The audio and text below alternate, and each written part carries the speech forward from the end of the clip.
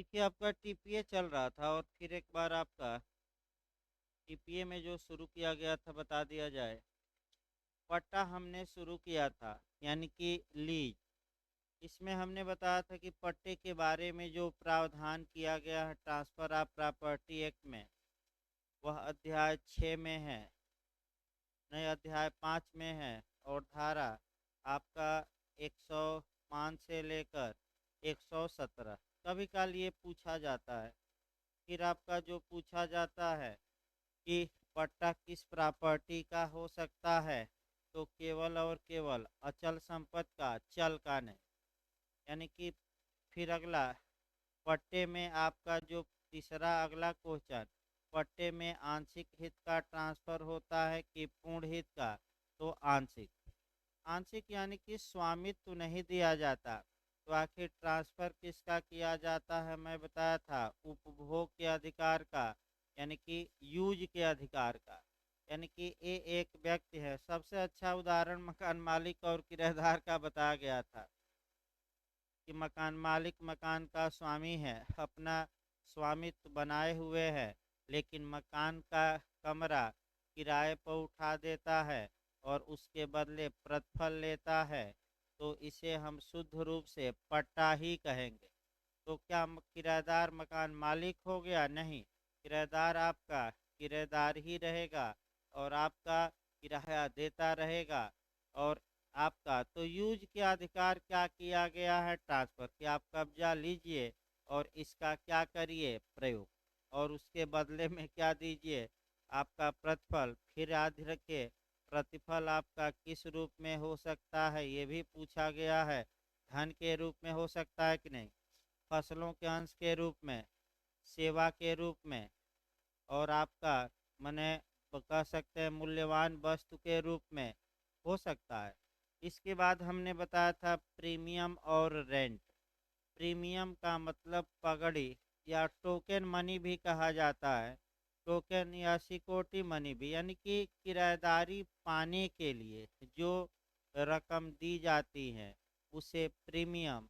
और जब किराएदारी मिल गई किराए पर, और मंथली या 6 माह या वार्षिक इत्यादि जब भी किराया देंगे, उसे रेंट या भाटक कहते हैं। तो धारा 105 में किन शब्दों की परिभाषा दी गई है, ये भी पूछा गया। 5 शब्द कौन कौन शब्द है?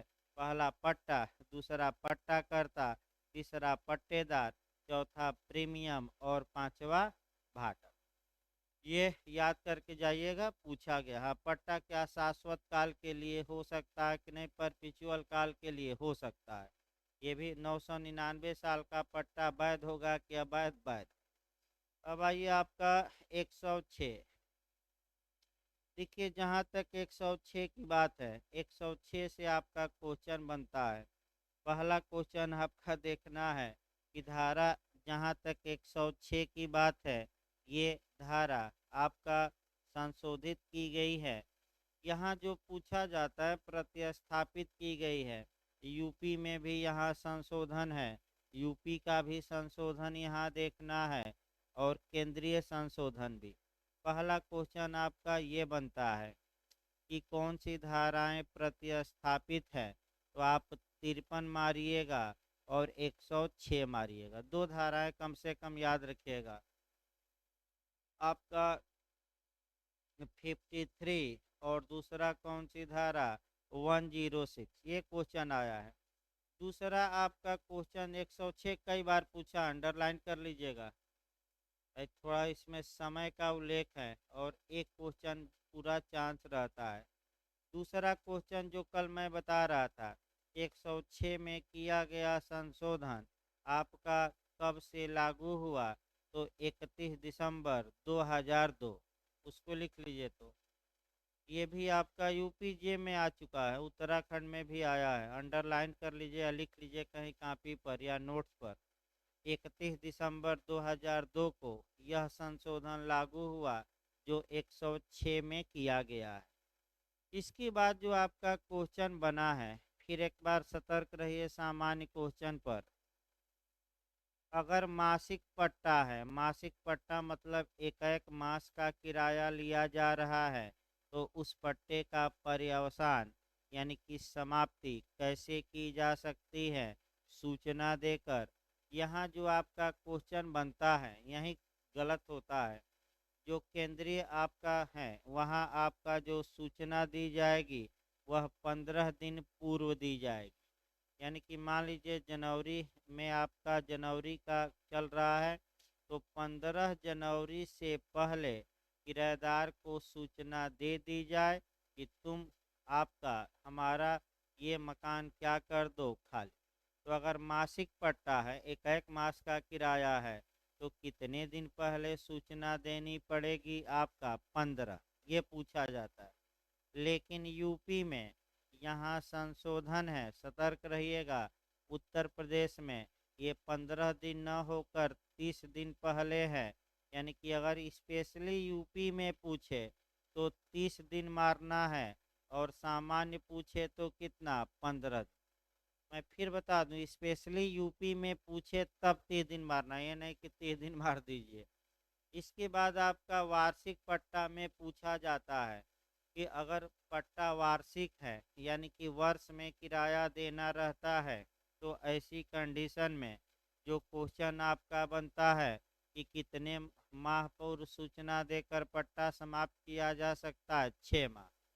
फिर एक बार याद रखें, मासिक है तो कितने दिन पहले? 15। यूपी में कितना है? हाँ, 30 दिन। 1 महीना ना मारिए, 30 दिन मारिए, समय भाई। और आपका सालाना है पट्टा, तो कितने दिन पहले? 6 माह। अब सूचना लिखित होगी कि मौखिक होगी? सूचना किसके द्वारा दी जाएगी, ये भी पूछा है। लिखित की मौखिक, किसके द्वारा दी जाएगी? हस्ताक्षरित होगी कि कैसे? कब सूचना मानी जाएगी? 4-5 क्वेश्चन और छोटा छोटा बना देता है। तो अब आपका देखिए 106 से अभी एक और क्वेश्चन आपका बनाना है। देखिए आपका 106 से ये भी पूछा जाता है कि आपका माने पट्टे की समयावधि, यहाँ से क्वेश्चन आता है। यानी कि पहला आपका पट्टे की समयावधि क्या होगी, इसके लिए आप कैसे निर्धारण करेंगे? तो पहला उपाय संविदा देखा जाएगा कि ए ने अपना मकान बी को पट्टे पर दिया है, तो क्या संविदा में कोई समय उल्लिखित है? अगर उल्लिखित है तो पट्टा उतने समय के लिए माना जाएगा। जैसे ए ने बी को अपना मकान पट्टे पर दिया, लिख दिया कि 1 साल के लिए हम पट्टा दे रहे हैं, तो आप लोग बताइए कितने दिन के लिए पट्टा दिया माना जाएगा? 1 साल। तो सबसे पहले पट्टे के समय का निर्धारण कैसे होगा? अगर संविदा है तो संविदा द्वारा। अगर संविदा में कुछ न लिखा हो तब याद रखिएगा लोकल आपका कस्टम द्वारा, स्थानीय प्रथा द्वारा।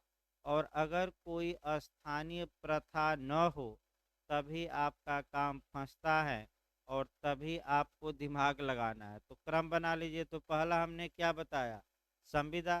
भाई पक्षकार आपस में क्या किए हैं? संविदा और पट्टे का समय क्या किए हैं? निर्धारित। तो ठीक है, संविदा में अगर समय नहीं दिया गया है तो क्या देखा जाएगा? आपका लोकल कस्टम, यानी कि वहाँ की क्या कोई स्थानीय प्रथा ऐसी है कि जो समय ऐसे पट्टों के बारे में बताती है? अगर है तो उस अनुसार होगा, और ये भी नहीं है तो आपका फिर याद रखिए क्या उपाय है? तो इसका उपाय दूसरा है, वहीं आपको अच्छे से जानना है। अब बेयर एक्ट शुरू किया जाए तब आपका उपाय बताया जाए। देखिए आपका एक शब्द और याद रखिए कि टीपीए की किस धारा के तहत पट्टे की अस्तित्वावधि माने समय या टाइम का निर्धारण किया जाता है? एक क्वेश्चन ये भी बना है, तो आपका जवाब रहेगा 106। कई मायने में ये महत्वपूर्ण है। 4-5 हमने नियम बताया और बहुत अंदर से यहाँ क्वेश्चन बना है। देखिए कह करके, लिखित संविदा या स्थानीय प्रथा के अभाव में कुछ पट्टों की कालावधि, यानी कि कितने समय के लिए पट्टा दिया गया है। पहला पॉइंट ये है कि तत्प्रतिकूल संविदा या स्थानीय विधि या प्रथा न हो तो, यानी कि पट्टे का समय क्या होगा, सतर्क रहेगा। सबसे पहले किसको देखा जाएगा, कॉन्ट्रैक्ट को, कि क्या पट्टा करता और पट्टेदार में कोई संविदा हुई है। अगर हुई है तो उस अनुसार संविदा के समय का क्या किया जाएगा, निर्धारण, कि ये पट्टा 1 साल के लिए है कि 6 साल के एक बार, संविदा द्वारा। अगर संविदा नहीं है तो दूसरा पॉइंट क्या आ गया, लोकल लॉ, यानी कि स्थानीय विधि। आईपीसी से आप जोड़ लीजिए थोड़ा, स्थानीय विधि आईपीसी में परिभाषित है 42 में, या लोकल लॉ। और मैं सुबह भी एविडेंस में बताया था कि जो लेक्स लोसी होती है, लेक्स यानी कि लॉ और लोसी मतलब लोकल, लेक्स लोसी का अर्थ हमने एविडेंस में बताया था क्या हुआ, स्थानीय विधि। स्थानीय विधि की परिभाषा आईपीसी के किस सेक्शन में, कोरिलेट करते रहिए, 42 में। ऐसी विधि जो पूरे भारत में लागू नहीं है बल्कि भारत के किसी विशिष्ट क्षेत्र में लागू है, जैसे केवल इलाहाबाद के लिए कानून बन गया तो ये लोकल लॉ, केवल यूपी के लिए बन गया ये लोकल लॉ हो गया, और पूरे भारत के लिए बन गया तो लोकल लॉ नहीं, वह स्पेशल लॉ या जनरल लॉ होगा, लेकिन लोकल लॉ। तो लोकल लॉ पहले याद रखिए। तो फिर एक बार देखिए, सबसे पहले समय निर्धारण के लिए संविदा देखी जाएगी। संविदा नहीं है तो क्या देखी जाएगी, वहाँ का लोकल लॉ। लोकल लॉ में भी कहीं कोई प्रावधान नहीं है तो तीसरे पॉइंट पर क्या आएगी, कस्टम या प्रथा या परंपरा कहिए या रूढ़ि कहिए, यानी कि इस इलाके में क्या प्रथाएं हैं वह देखा जाएगा। और तीनों विफल मार गए, यानी कि न तो कोई संविदा है, न कोई लोकल लॉ है, न कोई प्रथा है, पट्टा हुआ है, तो पट्टे के समय का निर्धारण, यही क्वेश्चन गलत होगा और इसी को सुधारना है। यही क्वेश्चन गलत होता अगला, और यही आपका सुधारना है। देखिए आपका क्या दिया गया है, कृषि या विनिर्माण के प्रयोजनों के लिए अचल संपत्ति का पट्टा वर्षानुवर्षी समझा जाएगा। यानी कि इसका मतलब ये हुआ कि न तो संविदा है, न लोकल लॉ है, न प्रथा है। तो अगर कृषि का पट्टा है, माने खेती बाड़ी के लिए दिया गया है, या विनिर्माण का है यानी कि निर्माण का है, जैसे मकान इत्यादि का, तो ऐसी कंडीशन में अगर समय कहीं नहीं दिया गया है तो ये पट्टा कितने वर्ष के लिए माना जाएगा, दिया गया है वर्षानुवर्षी। वर्षानुवर्षी माने कितने साल के लिए, 1 साल। फिर एक बार याद रखिए भाई, गलत होता है ज़्यादा, अभी भी आप सुधार करिए, अभी भी समय है। मैं फिर बता रहा हूँ, तीसरी बार मैं इसीलिए बता रहा हूँ कि यहाँ गलती होने का पूरा चांस रहता है। फिर एक बार देखिए इसको अच्छे से, पहले संविदा देखी जाएगी समय के लिए, संविदा में समय लिखा है तो उतने समय के लिए पट्टा मान्य होगा। संविदा में कोई समय नहीं है तो उस स्थान का लोकल लॉ देखा जाएगा। लोकल लॉ में भी कोई समय नहीं है तो उस स्थान की प्रथा देखी जाएगी, और प्रथा भी विफल मार गई, तब क्या होगा।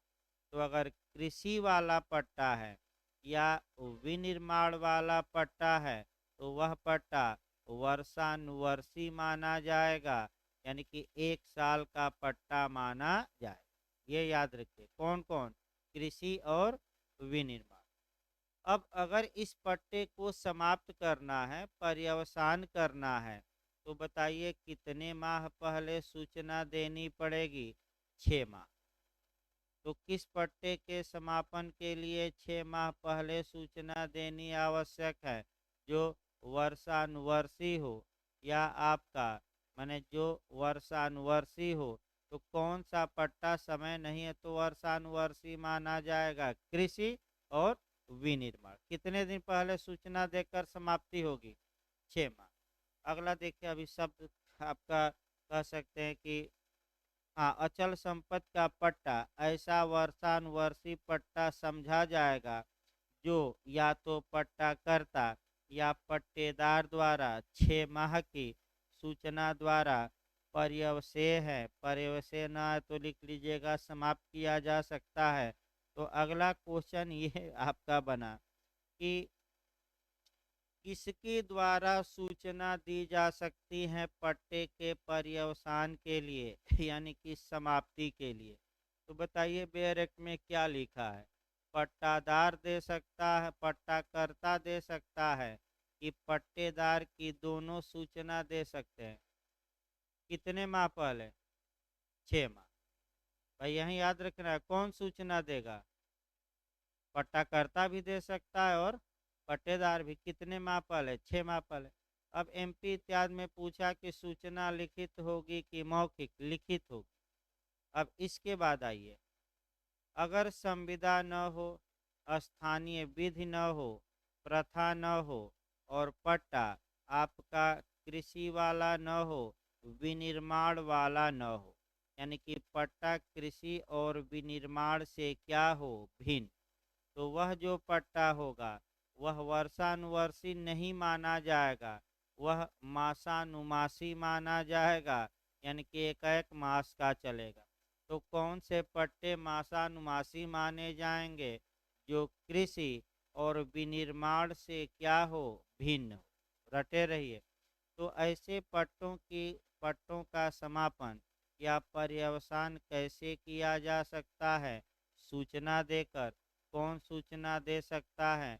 या तो पट्टाकर्ता पट्टेदार को दे या पट्टेदार किसको दे दे? पट्टाकर्ता को। लिखित की मौखिक? कि दोनों? लिखित। कितने दिन पहले सूचना दे? 15 दिन। यूपी में कितना है? 30 दिन। देखिए बहुत कठिन क्वेश्चन बनता है, मैं बता दूं फिर एक बार। आपका न समझ में आया हो तो भाई फिर आप कह सकते हैं बताइए, नहीं तो खंड 2 पढ़ा जाए। खंड 2 भी आपका पूछा। देखिए, तत्समय प्रवृत्त किसी अन्य विधि में किसी बात के होते हुए भी उपधारा 1 में वर्णित कालवधि की सूचना की प्राप्ति की तारीख से प्रारंभ होगी। यानी कि यहाँ आपका क्वेश्चन बनता है कि सूचना जो दी जाएगी वह कब से प्रारंभ होगी? सूचना दिए जाने की तारीख से, सूचना की प्राप्ति की तारीख से आपका। और कह सकते हैं दोनों इनमें से कोई नहीं। तो आप लोग बताइए बेयर एक्ट में क्या लिखा है? जिस दिन सूचना, हाँ एक सूचना दिलवाया जाए उदाहरण से। ये भी क्वेश्चन है जेएस में आया है। ए बी, ए ने अपने मकान का पट्टा बी को दिया। ए चाहता है कि पट्टा समाप्त कर दें। ए लिखित में बी को क्या दे? सूचना। बी भी दे सकता है कि अपना पट्टा ले जाइए, हम नहीं रखेंगे, लेकिन ए से ही दिलवाया जाए। तो ए ने 1 जनवरी को पत्र भेजा बी को और बी को पत्र मिला 10 जनवरी को। तो जो समय आपका देखा जाएगा, यानी कि आपका जो सूचना प्रारंभ होगी, यानी कि जो सूचना का समय की गिनती की जाएगी, वह समय महत्वपूर्ण है। ए ने जिस तारीख को लेटर भेजा उस दिन से गिनती शुरू होगी टाइम की, कि जिस तारीख को बी ने लेटर प्राप्त किया या रिसीव किया। और यही गलत होता है, सही बता रहे हैं। जिस दिन बी ने आपका, यानी कि जिस तारीख को दूसरे पक्षकार ने लेटर प्राप्त किया उस तारीख से कालावधि या समय की गणना की जाएगी, न कि आपका लेटर भेजने के दिन से। हाँ प्राप्ति, सतर्क रहिएगा। ये क्वेश्चन आपका बना है, जेस में भी बना है, काफ़ी लोग गलत करके आए थे। भेजने के दिन से नहीं, किस दिन से? आपका प्राप्ति। जो ये 6 माह और 15 दिन गिना जा रहा है, ये कब से गिना जाएगा?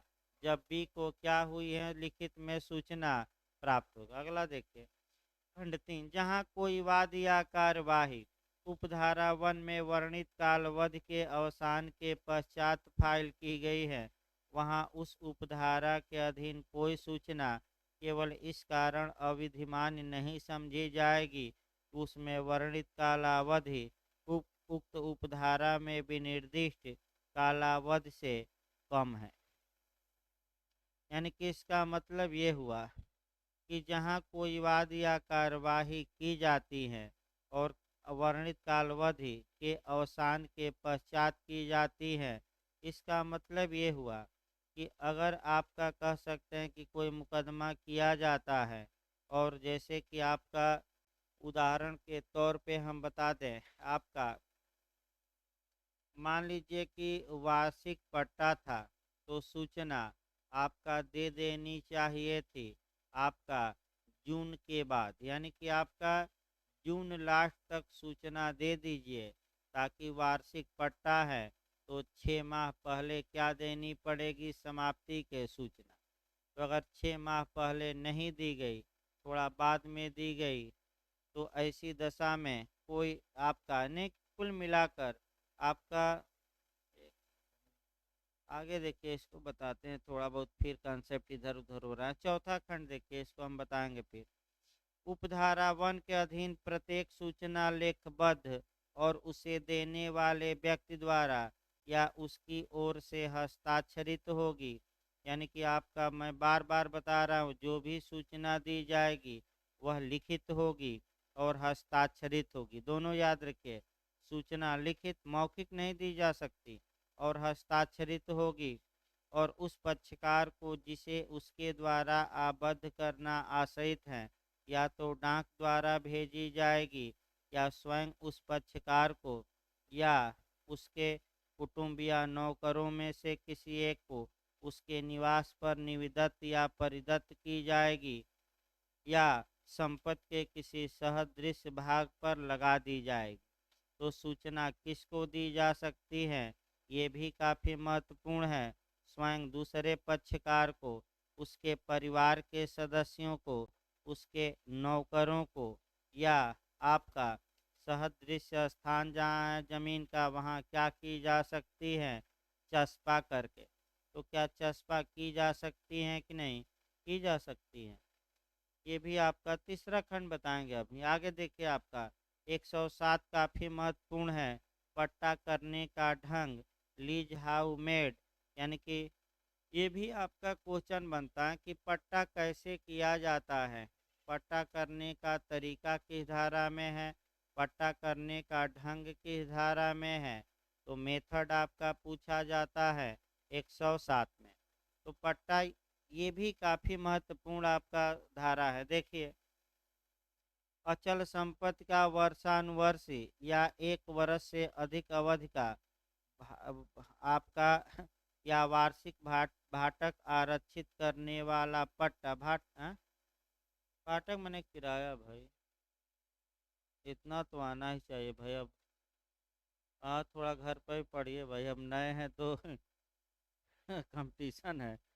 हम कल से ही बता रहे हैं कि भाटक मैंने किराया, रेंट। देखिए, अगर अचल संपत्ति का वर्षानुवर्षी पट्टा है, यानी कि एक एक वर्ष वाला है, या 1 वर्ष से अधिक किसी अवधि का, या वार्षिक भाटक आरक्षित करने वाला पट्टा है, तो दिमाग में बैठाइए, अगर पट्टा 1 वर्ष का या उससे ऊपर का है, या आपका जो किराया लिया जा रहा है वो मंथली 6 माह में 9 माह में नहीं, बल्कि 1 साल का एक मुश्त लिया जा रहा है, तो ऐसा पट्टा कैसे किया जाएगा। तो सतर्क ये आपको रहना है कि ऐसा पट्टा केवल रजिस्ट्रीकृत लिखित द्वारा होगा, यानी कि मौखिक नहीं होगा, लिखित होगा, और उसका पंजीकरण कराना भी क्या होगा, आवश्यक। याद किए रहेगा 2 शब्द, कैसे होगा, लिखित और क्या, पंजीकृत। अचल संपत्ति के अन्य पट्टे आपका कैसे हो सकते हैं, तो अन्य पट्टों के लिए आपका 2 तरीके हैं, या तो कब्जा देकर या ऊपर वाला तरीका। यानी कि इसका मतलब कि अगर मासानुमासी पट्टा है, 6 6 माह वाला पट्टा है, 9 9 माह वाला पट्टा है, 11 माह वाला पट्टा है, तो ये पट्टे मौखिक भी हो सकते हैं इनका लिखित और रजिस्टर्ड होना आवश्यक नहीं। तो बताइए, मासानुमासी पट्टे कैसे किए जा सकते हैं, आपका मौखिक भी यानी कि कब्जे के परिधान द्वारा भी, और एक दूसरा तरीका भी है लिखित और रजिस्टर्ड। विकल्प है पक्षकारों के, चाहे जो अपनाएं, लेकिन महत्वपूर्ण पॉइंट है कि अगर वार्षिक है तो लिखित और रजिस्टर्ड, और मासानुमासी वाला इत्यादि हैं तो मौखिक या लिखित और रजिस्टर्ड, दो तरीके हैं। इसके बाद आपका जो जहाँ की अचल संपत्ति का पट्टा रजिस्ट्रीकृत लिखत द्वारा किया गया है, तो और जहाँ की एक लिखत से लिखत अधिक है, वहाँ हर एक लिखत पट्टाकर्ता और पट्टेदार दोनों द्वारा निष्पादित किए जाएंगे। तो इसी को आपको थोड़ा सतर्क रहना है। इसको कहते हैं आपका काउंटर पार्ट। काउंटर पार्ट मतलब प्रतिलेख। आप चेक का एविडेंस में भी आपका मिलेगा, और एविडेंस की धारा जो 63 आप पढ़ेंगे 63, उसमें आपको काउंटर पार्ट या प्रतिलेख मिलेगा। प्रतिलेख मने मुसम्मा कहा जाता है, मौसमी ना कह दीजिएगा, मुसम्मा कहा जाता है। मुसम्मा कहा जाता है, तो मुसम्मा का मतलब क्या हुआ, थोड़ा समझने का प्रयास करिए। चेक का उदाहरण देखिए भाई, जो व्यक्ति चेक इशू करता है, चेक के मुख्य पृष्ठ पर उसका साइन होता है, यानी कि उसने मुख्य पृष्ठ का निष्पादन किया, साइन होता है मैंने निष्पादन किया, और पाने वाले का साइन पीछे होता है, तो पाने वाला किस भाग का निष्पादन किया है, पृष्ठ भाग का, पिछले भाग का। तो जो पक्षकार दस्तावेज के जितने भाग का निष्पादन किया है, उतना भाग उसके विरुद्ध प्राथमिक साक्ष्य होगा, और जितने का निष्पादन नहीं किया है उतना भाग द्वितीयक साक्ष्य। तो पट्टा में भी चूंकि दोनों निष्पादित करते हैं, पट्टा एक दस्तावेज पर भी हो सकता है, अलग अलग दस्तावेज पर भी। तो एक उदाहरण बनाया जाए, पट्टा में दोनों का साइन होगा कि एक का, केवल दोनों का। तो मान लीजिए ए ने अपना मकान का पट्टा बी को दिया, तो ये हो सकता है कि एक ही दस्तावेज तैयार हुआ हो और उस पर ए भी साइन किया है और बी भी, तब कोई दिक्कत नहीं। लेकिन कभी काल ये होता है पट्टे में कि ए ने ये अपना दस्तावेज तैयार किया और बी ने अपना, ए केवल अपने दस्तावेज पर साइन किया और बी केवल अपने दस्तावेज पर। यहाँ क्योंकि दोनों तरफ से दस्तावेज निष्पादित होंगे, एग्जीक्यूट होंगे, यहाँ हमें एविडेंस की धारा 63 पर गौर करना है कि ए के विरुद्ध जो जिस कागज पर ए ने साइन किया है, वह कागज ए के विरुद्ध प्राथमिक साक्ष्य होगा, प्राइमरी एविडेंस होगा। लेकिन बी के विरुद्ध आपका प्राइमरी नहीं होगा, क्या होगा, सेकंड। यानी कि एक लाइन ये जानिए कि जिस व्यक्ति ने जितने दस्तावेज के जितने भाग पर साइन किया, उतना भाग उसके खिलाफ क्या माना जाएगा, प्राइमरी, और नहीं किया है तो द्वितीय। यही पॉइंट पकड़ना है आपको।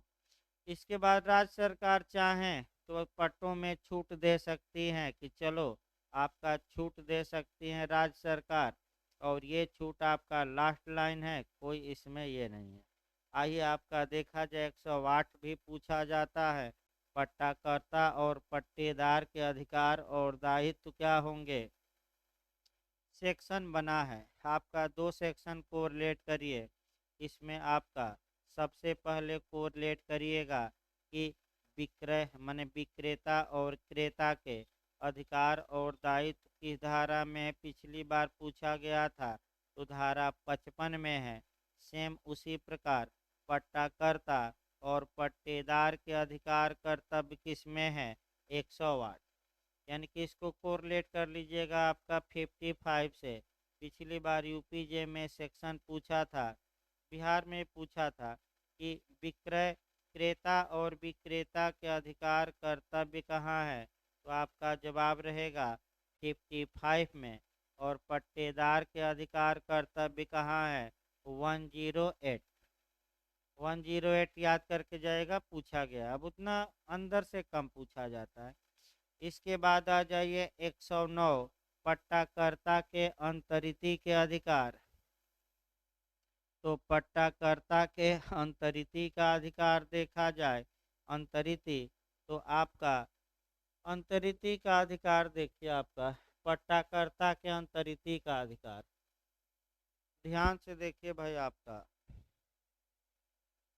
चल रहा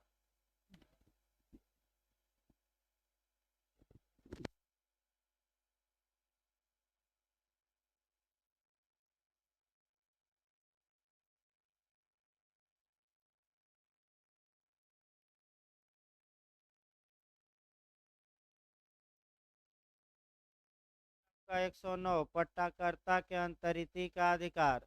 तो पहले एक उदाहरण बना लिया जाए। ए ने अपना मकान बी को पट्टे पर दिया, और ए ने क्या काम किया कि पट्टे पर तो किराएदारी, मैंने बी को किराएदारी पर दिया है, और ए ने उस मकान को किसको अंतरित कर दिया, यानी कि किसको बेच दिया है, सी को। तो एक की जगह अब कौन बैठ जाएगा, सी, क्योंकि ए के अधिकार मकान पर जो स्वामित्व ए का था अब किसका हो गया, सी का। तो सी को क्या अधिकार होगा किराएदार के खिलाफ, वही बात कहाँ बताई गई है, 109। तो देखिए, यानी कि ए ने जो बी को मकान अपना सी को बेचा है, तो ए हट जाएगा, और स्वामी अब कौन हो गया, सी, और लेकिन किराएदार कौन है अभी, बी। तो अब सी का बी के खिलाफ क्या राइट होगा, आपका यही बात की धारा में दी गई रहेगी, 109। देखिए आपका, यदि पट्टाकर्ता पट्टे पर दी हुई संपत्ति को या उसके किसी भाग को या उसमें से अपने हित के किसी भाग को अंतरित कर देता है, तो तत्प्रतिकूल संविदा के अभाव में उस अंतरित संपत्ति या भाग के बारे में पट्टाकर्ता के वे सब अधिकार तब तक रखेगा, और यदि पट्टेदार ऐसा निर्वाचन करे तो पट्टाकर्ता के सब दायित्वों के अधीन तब तक रहेगा जब तक कि वह उसका स्वामी रहता है, किंतु पट्टाकर्ता का पट्टे द्वारा अपने अधिरोपित दायित्वों में से किसी के अधीन रहना केवल ऐसे अंतरण के कारण ही समाप्त नहीं हो जाता। छोड़ दीजिए इसको, आपका पूछा नहीं जाता। 110, उस दिन का अपवर्जन जिससे अवधि का प्रारंभ होता है, ये भी छोड़ दीजिए। 111 से फिर क्वेश्चन बनता है। 111 से एक क्वेश्चन बनने का पूरा चांस रहता, मैं बता दूं। अच्छे से इसको तैयार रखना है। देखिए, और 111 जी से ज़्यादा क्वेश्चन बना है फॉर फ्यूचर, यानी कि जप्ती द्वारा पट्टे का पर्यवसान। थोड़ा कंसेप्ट पहले बनाइए, यानी कि कुछ आप कंसेप्ट बनाइए, तब आपका इसमें पढ़ाया जाए। फिर से एक बार ध्यान से देखिए भाई, अच्छे से आपका धारा 111 में आपका कैसे पट्टा समाप्त हो जाएगा, उन तरीकों का प्रावधान किया गया। पहला नियम, यानी कि आपका डिटर्मिनेशन ऑफ लीज, पट्टे का पर्यवसान, न्याय तो आसान भाषा में लिख लीजिएगा, पट्टे का समापन, द एंड। न्याय तो उसको लिख लेना है आसान भाषा में, पट्टे का क्या, समापन। तो पहला क्वेश्चन तो यही बनता है कि डिटर्मिनेशन ऑफ लीज का प्रावधान आपका किस सेक्शन में है, 111। दूसरा जो क्वेश्चन आपका बनता है कि धारा 111 में पट्टे के पर्यवसान के कितने तरीके दिए गए हैं, तो तरीके 8 तरीके लिख लीजिए। तो उस पर 8 तरीके, यानी कि कितने तरीके दिए गए हैं, 8। वहीं ABCD गिन के लिख दिया जाता है। दूसरा क्वेश्चन ये बन सकता है, ऐसा क्वेश्चन बना यूपीजे में, जैसे कि कॉन्ट्रैक्ट की धारा 2 में कितनी परिभाषाएं हैं, 10। आपका ऐसा क्वेश्चन बन रहा है तो थोड़ा सतर्क रहना, ये नहीं कि गिनती आ जाए तो वहाँ भूल जाइए। कितने तरीके हैं, 8। अब इसमें आपका जप्ती द्वारा पट्टे का समापन, फार फ्यूचर द्वारा जब्ती द्वारा इसका प्रावधान 111 के क्लाज जी में दिया गया है। बहुत पूछा जाता है कि जब्ती द्वारा, अंडरलाइन करिए जी, खंड जो जी हैं, यानी कि हिंदी में आपका छ, जो छ है, यहाँ से क्वेश्चन अच्छा बनता है। एक क्वेश्चन बस टेक्निकल यहाँ से बनेगा और तो सब आ जाएगा, लेकिन एक जो आपका जहाँ फंसता है, यानी कि आपका जो दिक्कत करता है, वही क्वेश्चन आपको पढ़ना भी है, वह मैं बताऊंगा अभी। आठों तरीके एक एक करके देखिए अच्छे से, बहुत महत्वपूर्ण है ये। 8 तरीके हैं क्वेश्चन का मॉडल। हम देख लें, आपका देखिए क्वेश्चन का मॉडल बना लिया जाए, 3-4 क्वेश्चन कि पट्टे का पर्यवसान का कौन तरीका नहीं है। अब नहीं है आ जाए तो आठों जब तक याद न रहे नहीं आएगा। आठों तरीके से बाहर जो भी कंपटीशन में दे वह तरीका नहीं है। दूसरा, निम्नलिखित में से कौन तरीका है तो ज़्यादा आपका है कि उपर्युक्त सभी मार्कर आइए। 99% चांस है कि क्या हो जाएगा सही, कोई दिक्कत नहीं है, क्योंकि 8 में से 3 देगा तरीका और चौथा दे देगा उपर्युक्त सभी।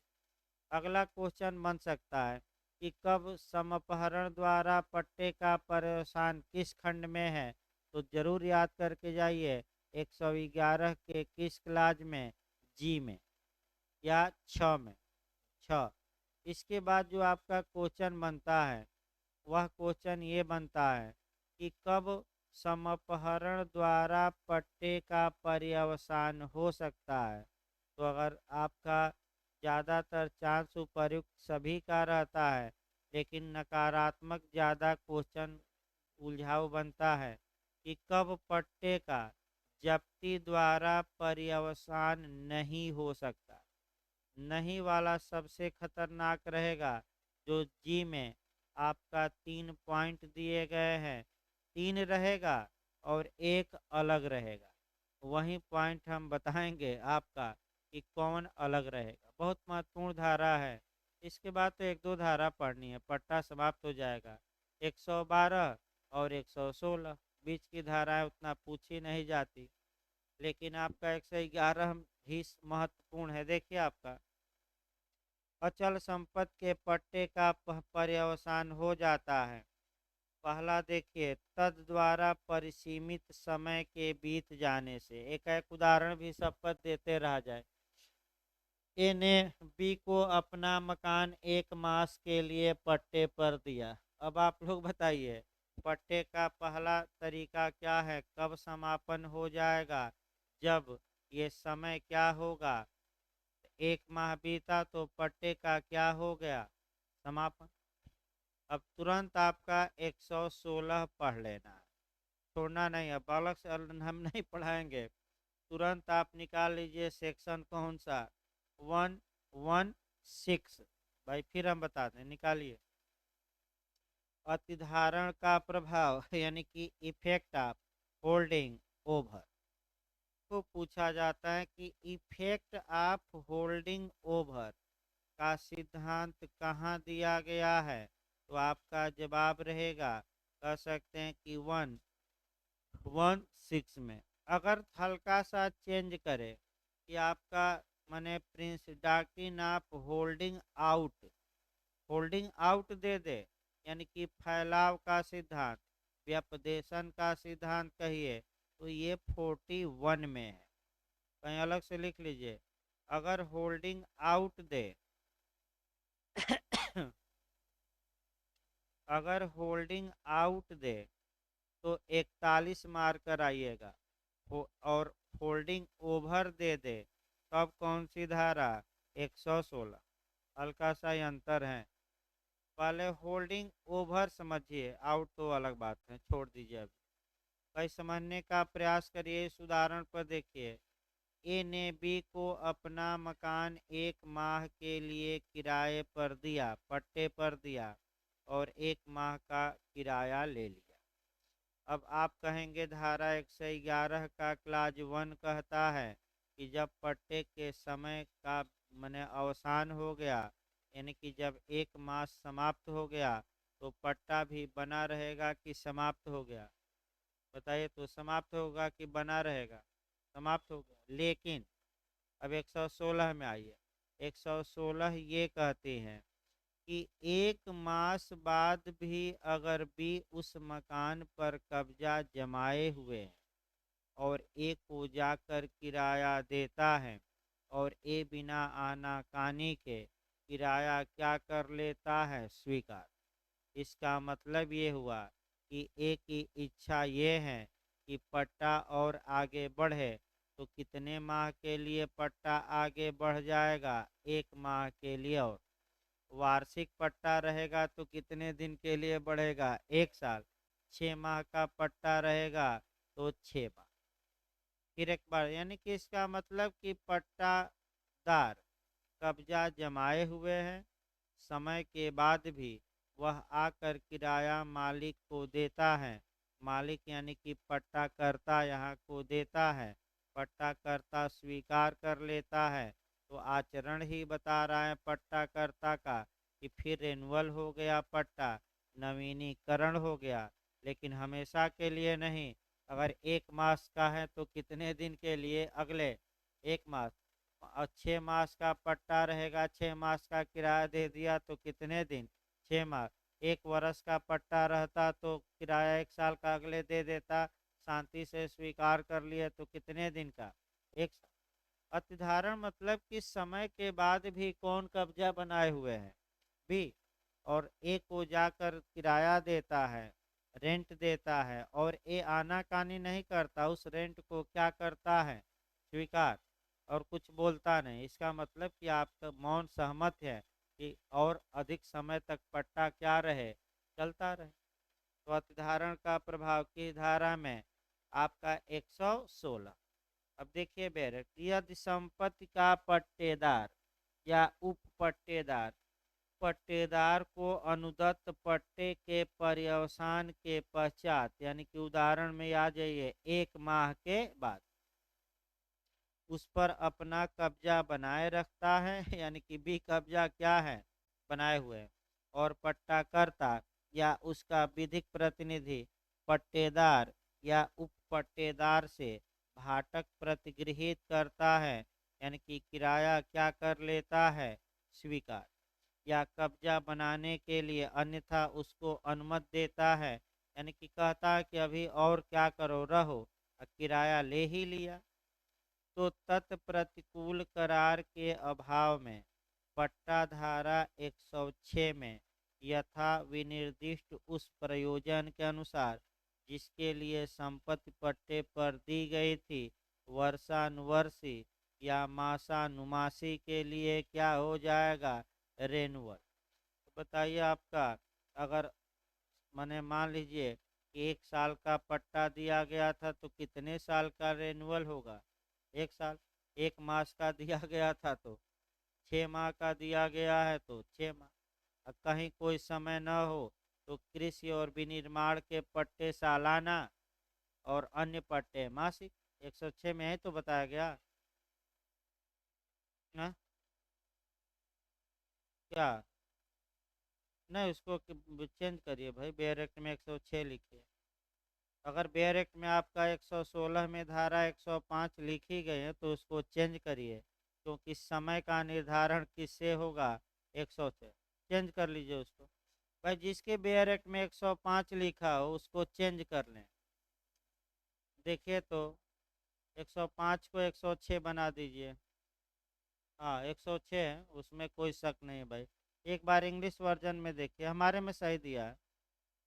हाँ, इंग्लिश में सही भाई। बेयर एक्ट चेंज कर लीजिए, जरूर नहीं कि बेयर एक्ट सही हो, कई जगह गलत दिया है। माइनर में तो और गलती लिखा है।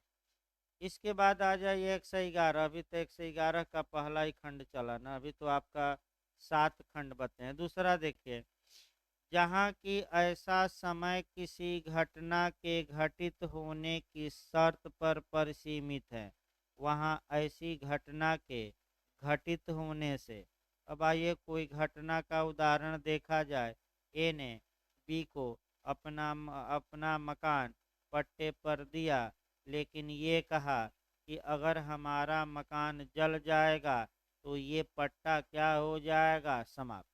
तो जैसे ही ए का मकान जलता है, तो चूंकि शर्त लगी है कि इस घटना के घटित होने पर पट्टा बना रहेगा कि समाप्त होगा, समाप्त होगा, तो पट्टा अब क्या हो जाएगा, द इंड।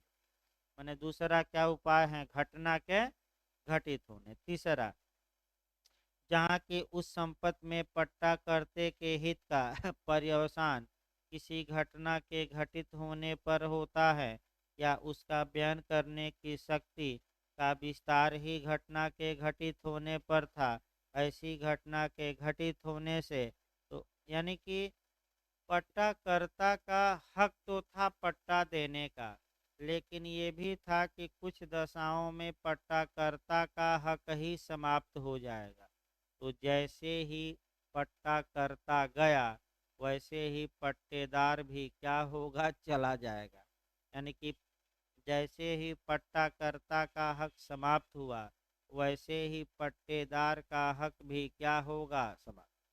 एक उदाहरण देखा जाए और टीपीए की धारा आपका 29 से देखते हैं भाई। आपका ए ने अपनी पुत्री बी का विवाह सी से किया। ए ने अपनी पुत्री बी का विवाह किससे किया, सी से। ए ने सी को एक जमीन का टुकड़ा दिया और ये कहा कि ये टुकड़ा मैं दे रहा हूँ, लेकिन जब तुम हमारी बिटिया को क्या करोगे, जैसे ही डाइवोर्स दोगे, वैसे ही ये टुकड़े का स्वामित्व तुमसे क्या होगा, छिन जाएगा, और हमारी बिटिया को क्या हो जाएगा, प्राप्त। ये वैध है सर, तो वैध नहीं है आपका 29 में। और धारा 27 याद रखे, डॉक्ट्रिन ऑफ एक्सेलरेशन। जैसे ही सी बी को तालाक देगा या विवाह बी को डाइवोर्स देगा, वैसे ही उसी क्षण संपत्ति सी से छिन जाएगी और उसकी पुत्री बी में क्या हो जाएगी, वेस्ट। ये याद रखिएगा। अब समस्या ये आई कि भाई सी संपत्ति पाया था, इस संपत्ति का पट्टे पर दे दिया, और बाद में घटना घटित हो गई और सी का स्वामित्व ही क्या हुआ, बना हुआ है कि समाप्त हो गया। तो जब सी स्वामी ही नहीं रहा, तो जिस व्यक्ति को पट्टे पर जमीन दी गई थी, अब पट्टा बने रहेगा कि समापन हो जाएगा, समापन। क्योंकि कौन कौन लड़की उसकी, तब कुछ नहीं हो सकता, तब सब कुछ सही है। देखिए बहुत, फिर एक बार देखिए हल्का सा आपका मैंने 29 में जिस शर्त का पालन करना है वह पश्चातवर्ती शर्त होती है और शब्दशः पालन करना है। यानी कि अगर पति पत्नी को डाइवोर्स दे तभी ये होगा, अगर पत्नी ही पति को दे दे तब ये संपत्ति छीनेगी नहीं, क्योंकि शर्त का पालन सारतः नहीं, क्योंकि संपत्ति छीन रही है। तो कड़ा नियम है, कैसे करना है, अक्षर स या शब्द स, यानी कि वर्ड बाय वर्ड। आपको भी सलाह दी जाती है कि जो पढ़ाया जाए एकदम शब्दशः यानी कि वर्ड बाय वर्ड इस समय तैयार रखिए।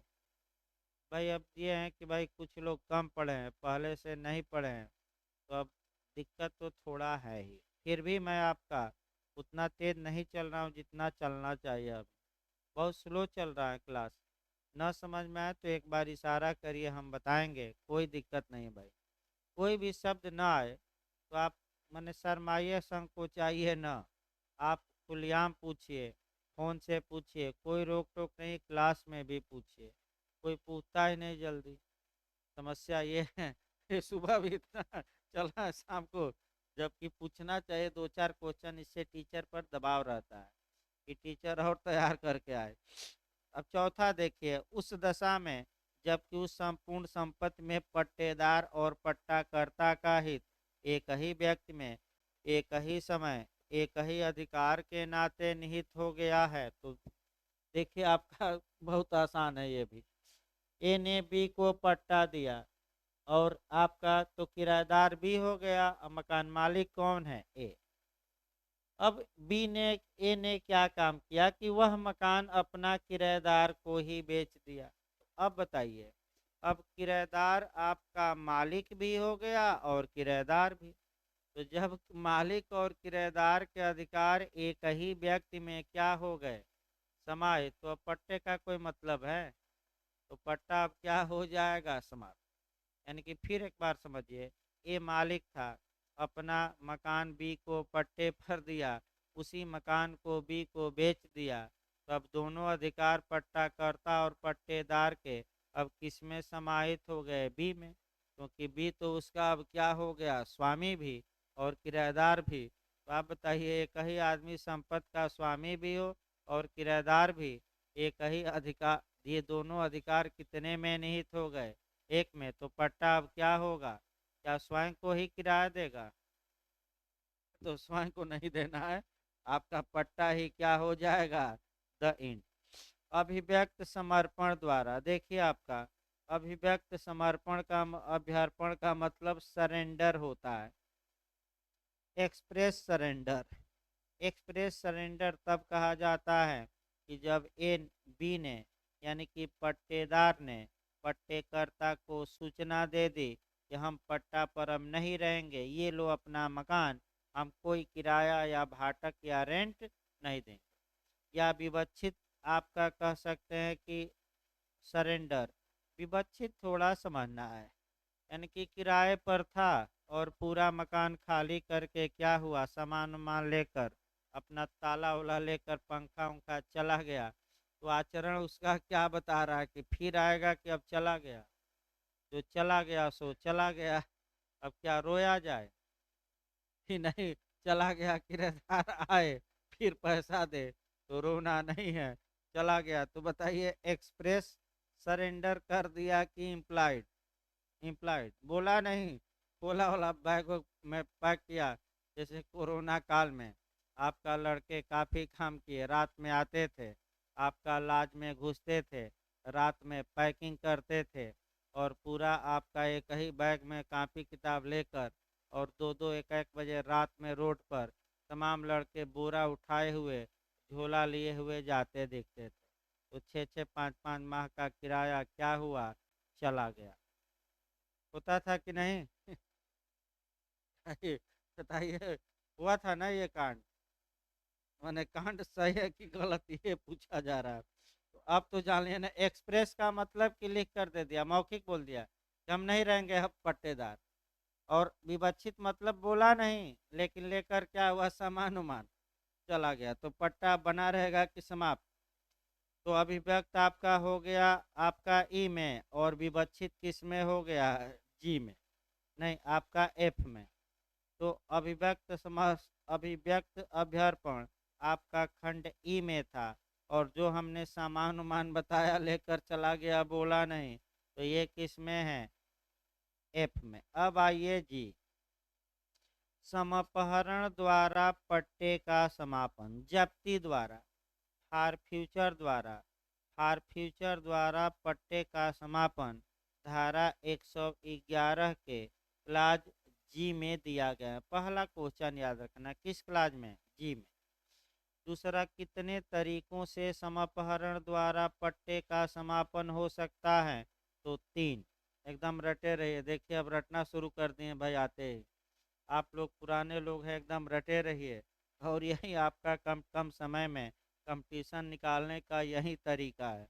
बस साथ साथ रहिए, जितना पढ़ाया जाए उतना कम से कम कवर करिए, इससे बाहर कहाँ जाएगा। अब बाहर कुछ चला भी जाए तो उतना में मेरिट आप आ जाएंगे, चाहे सुबह पढ़ाया जाए एविडेंस सीपीसी, डोमेस्टिक, जितना पढ़ाया जा रहा है। आप जाकर थोड़ा बहुत साल पेपर भी अब देखिए, अगर आपका 15 में 13 क्वेश्चन ना आए तब बताइए। एविडेंस में तो हम 15 में 14 की गारंटी लेते हैं, आपका आईपीसी में, सीआरपीसी में, यही दो ही आपका कानून है जहां गारंटी नहीं है, एक जूरिस्प्रूडेंस है और दूसरा सीपीसी। ये 15 में 10-12 भी आ जाए तो पर्याप्त है, लेकिन एविडेंस एविडेंस जितना पढ़ाया जा रहा है, आप पिछली बार भी एपीओ में देख लीजिए, एक क्वेश्चन केवल आपका केस लोमले का बाहर चला गया था, आर बनाम लोमले का, वो भी लेक्चर में नहीं पढ़ा पाया था, लेकिन नोट्स में था, नोट्स में है, जो आपको दिया गया। वो अलग बात है कि आपका एक दो तो फालतू क्वेश्चन पूछेगा, तब एक क्वेश्चन के लिए आप पूरा माथा पच्ची ना करिए वर्तमान में, ना आए ना आए। भाई अगर हमें एक क्वेश्चन नहीं आता तो क्या हम 14 छोड़ देंगे? तो भागते भूत की लंगोटी भली इस समय उदाहरण देना है। यानी कि अगर 10 ना 15 आए, 15 ना आए, 12 ही आ जाए तो 12 को ही पकड़िए। वो 3 किसी को नहीं आएगा, वो आएगा भी तो गलत ज़्यादा लोग करके आएंगे। वो दो चार बिल्ले होंगे जो रट्टू तोता होंगे, कोटेशन क्या होंगे याद किए होंगे। तो भाई वो तो आपका 100 200 लोग ऐसे होंगे, 300 होंगे, 500 होंगे, इससे अधिक तो नहीं होंगे ना। तो आपको तो भाई देखिए अगला आपका 3 प्रकार से जप्ती द्वारा पट्टे का पर्यवसान हो सकता है। पहला देखिए आपका उस दशा में जबकि पट्टेदार किसी ऐसी अभिव्यक्त शर्त को भंग करता है जिसमें उपबंधित है कि उसका भंग होने पर पट्टाकर्ता पुनः प्रवेश कर सकेगा। तो किस शर्त का भंग किया है पट्टेदार ने? अब यहाँ सतर्क रहना, एक्सप्रेस शर्त का कि विवक्षित? स्पष्ट याद है किस शर्त का? अभिव्यक्त शर्त का मतलब ये हुआ, एक्सप्रेस कंडीशन का मतलब हुआ कि पट्टा के दस्तावेज में, पट्टा के डीड में वह बात स्पष्ट रूप से क्या है, लिखी गई है कि ना लिखी गई हो? लिखी गई हो, और न लिखी गई हो तब नहीं। यानी कि एक एक उदाहरण बनाते रहे। ए ने अपनी जमीन का पट्टा बी को दिया और कहा कि इस पर मकान न बनाना, एकदम लिखा गया है विलेख में। और बी ने क्या काम किया कि लगा मकान बनाने। तो बताइए पट्टे की लिखित शर्त का उल्लंघन किया कि नहीं? तो अब ए को क्या अधिकार है कि अब बी को हटाए, री एंट्री कर जाए और पट्टा समाप्त हो जाए, जब्त हो जाए बी का अधिकार। और ए क्या करे, बी को हटाए और इस जमीन पर कौन कब्जा जमा ले? ए। ये जब्ती द्वारा पहला तरीका है कि आपका अगर बी ने कैसी शर्त का भंग किया है, अभिव्यक्त शर्त का, तो ए को क्या अधिकार है? Re entry. री एंट्री मतलब बी को जमीन से हटाकर पुनः अपना कब्जा क्या करे? जमा ले। दूसरा, उस दशा में जब पट्टाकर्ता किसी अन्य व्यक्ति का हक खड़ा करता है या दावा करता है कि मैं स्वयं हकदार हूँ, अपने पट्टीदारी हैसियत का क्या करता है? त्याग। अब देखिए बदमाशी शुरू हो गई यहीं से। यानी कि आपका बदमाशी ये शुरू हुई कि ए ने अपनी जमीन का पट्टा बी को दिया था। ठीक है भाई, अपना बी किराया दे रहा था। इलाहाबाद में बहुत होता है भाई ये, आपका जो दबंग लोग होते हैं वो किराएदार से क्या बन जाते हैं? मालिक। जाकर देखिए तमाम मकान मालिक पानी पी रहे हैं किराएदारों से तंग आकर, और आपका किराएदार दबंग है तो जल्दी छोड़ ही नहीं रहा है। तो अगर किराएदार या पट्टेदार ने ये कहा मालिक को कि तुम मालिक नहीं हो, मालिक कोई अन्य व्यक्ति है, यानी कि इस उदाहरण में भी ये कहे कि हे ए, इस मकान के जमीन के तुम मालिक नहीं हो, मालिक कोई क्या है? अन्य व्यक्ति है। तब मालिक जो था यानी कि ए, वह पट्टा को जब्त कर लेगा और पट्टे का क्या हो जाएगा? पर्यवसान। क्योंकि हम मालिक हैं तो तुम कह रहे हो दूसरे मालिक हैं।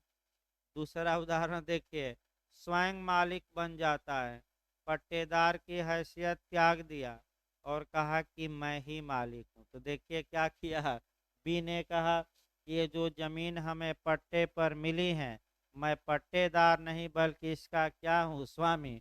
तुम स्वामी नहीं हो, इसका स्वामी कौन है? मैं। तो जब स्वयं को स्वामी मान रहा है तो ऐसी कंडीशन में सतर्क आपको रहना है कि पट्टाकर्ता को भी तो कुछ अधिकार है कि पट्टे का जब्ती द्वारा क्या कर दे? समापन। कि तुम मालिक हो, किराएदार हो, क्या रहो? किराएदार। Once a tenant always a tenant, यानी एक बार किराएदार हो तो क्या बने रहो? किराएदार। बदमाशी न करो। तीसरा देखिए, तीसरा ही आपका पूछा जाता है, जबकि पट्टेदार दिवालिया न्याय निर्णित हो जाए और पट्टा यह उपबंध करता है कि पट्टाकर्ता ऐसी घटना के घटित होने पर पुनः प्रवेश कर सकेगा, और जबकि उन दशाओं में से किसी में पट्टा करता या उसका अंतरिति पट्टेदार को पट्टा के पर्यवसान करने के अपने आशय की लिखित सूचना देता। अब दिवालिया घोषित करवाइए पट्टेदार को। देखिए उदाहरण में ए ने अपना मकान बी को पट्टे पर दिया और बी क्या हो गया, दिवालिया।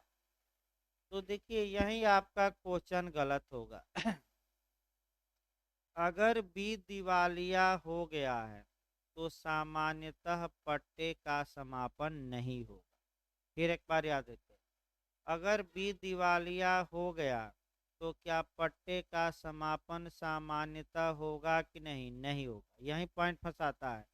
देखिए आपका क्या पॉइंट फंसाएगा कि जब्ती द्वारा पट्टे का पर्यवसान नहीं होता। पहला ऑप्शन देगा आपका कि अभिव्यक्त शर्त के भंग करने पर होगा ही। दूसरा देगा कि पट्टेदार द्वारा अपने पट्टे की हैसियत का त्याग करने पर होगा ही, मैंने स्वयं स्वामी बन गया। तीसरा देगा पट्टेदार द्वारा दिवालिया होने पर। और एक ऑप्शन चौथा देगा पट्टेदार द्वारा दिवालिया होने पर, लेकिन ये तब जब पट्टा विलेख में यह शर्त अभिव्यक्त रूप से क्या हो, लिखी गई। तो बताइए कौन इसमें गलत है, यही आपका पूछेगा। तो जो ये केवल दिवालिया हमने बताया वह शब्द क्या है, गलत है ऑप्शन। क्यों? क्योंकि दिवालिया केवल हो जाने से जब्ती नहीं होगी पट्टे की। ये स्पष्ट रूप से पट्टा विलेख में लिखना पड़ेगा कि अगर दिवालिया हम हो जाते हैं तो ये पट्टा क्या हो जाएगा, समाप्त। अगर पट्टा विलेख में ये शर्त नहीं लिखी गई है तो पट्टेदार के दिवालिया होने पर भी पट्टा समाप्त नहीं होगा। ये आपका पूछा तो रेस्ट ले लीजिए, इसको कल हम फिर एक बार बताएंगे जी का आपका, क्योंकि जी ऐसा खंड है जहाँ की जी लगा है तो कुछ न कुछ समस्या है। जैसे जी जा जी, साली जी। देख रहा हूँ मायूस हो गए थे मौर्य जी। तो बताइए एक दो जी कहाँ कहाँ लगा रहता है, और लगा रहता है ना, चाय जी, आपका पकौड़ा जी, हाँ, फूफा जी, देखिए भाई, बुआ जी, फूफा जी, बड़ी मौसा जी भी रहता है, मौसी जी भी, बुआ जी आपका। तो बहुत खतरनाक, जहाँ भी जी लगा रहा है थोड़ा सतर्क होकर रिश्ता निभाइए। और आपको सलाह दी जाती है स्पेशली मौर्य जी, क्योंकि आपका जो ग्रुप है आपका चारों तरफ फैला है, जैसे मोदी का है पूरे विश्व में, तो मौर्य जी का भी प्रभाव कहाँ है आपका पूरा। हाँ, इलाहाबाद में नहीं, पटना तक है आपका। तमाम लोग इनका चेहरा देखने के लिए परेशान है भाई। के लिए तो कांटेक्ट चलेगा भाई, अभी 15